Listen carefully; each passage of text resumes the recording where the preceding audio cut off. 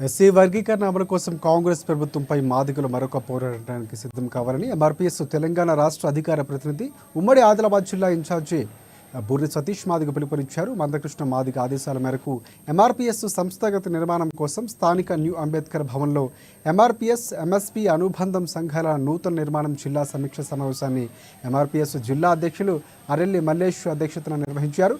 గ్రామస్థాయిలో నూతన నిర్మాణం చేపట్టాలని, పల్లెల్లో దండోరా ఉద్యమ కేంద్రాలుగా తీర్చిదిద్దాలని పేర్కొన్నారు.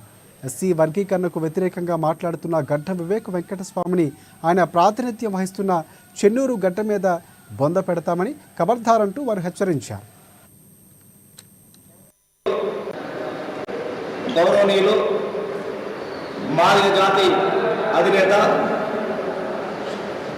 ఎస్సీ రిజర్వేషన్ల పితామహుడు మందకృష్ణ మాదిగ ఆదేశాల మేరకు ఉమ్మడి ఆదిలాబాద్ జిల్లా వ్యాప్తంగా ఉద్యమ కార్యాచరణలో భాగంగా ఈరోజు ఆదిలాబాద్ జిల్లా న్యూ అంబేద్కర్ భవన్లో నా జాతి దండోర కార్యకర్తలతో సమావేశం నిర్వహించడం జరుగుతుంది.